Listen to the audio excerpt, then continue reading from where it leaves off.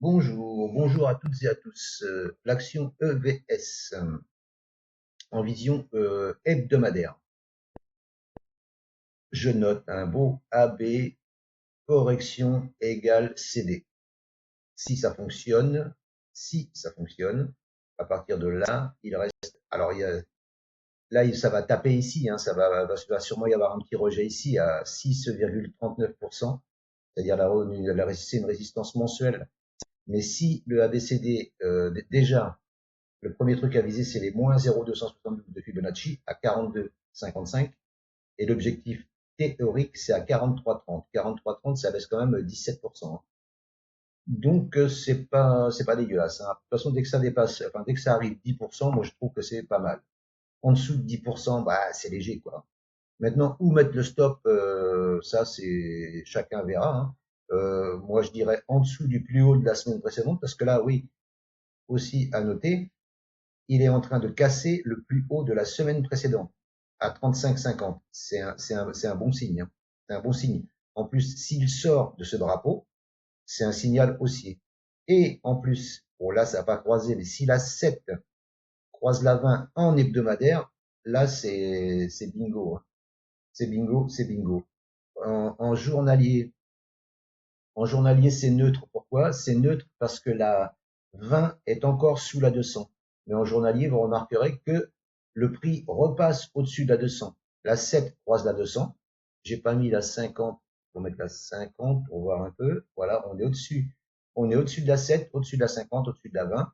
Et là, on passe au-dessus de la 200. Donc là, moi, je dis un achat maintenant, c'est pas fou, hein. C'est pas fou, hein. On est en train de péter le plus haut de la semaine précédente. On est en train de péter un drapeau. AB égale CD. Objectif. Bon, après, l'objectif, il n'est pas obligé d'être rallié, hein. Mais, en règle générale, c'est rallié, hein, déjà. Déjà, viser les 38, 65, 39, 50, prendre un bénéfice partiel ici. Remonter son stop s'il fait un creux. Et après, laisser monter à 42,55, voire 43,30. Je pense que c'est je pense que c'est jouable, hein.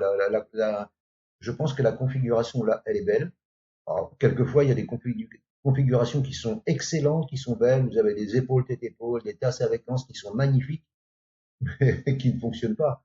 Donc, là, je vous dis pas que ça va fonctionner. Là, en plus, il a rebondi dans sa zone d'or. Là, il y a tout pour acheter là. Voilà. Maintenant, chacun voit ce qu'il veut y voir. Mais moi, voilà. Donc là, je dis à partir d'ici, là, même ici, hein, il n'a pas cassé, il est en train de travailler. Il peut encore travailler là, travailler et revenir pullbacker le plus haut de la semaine précédente, hein.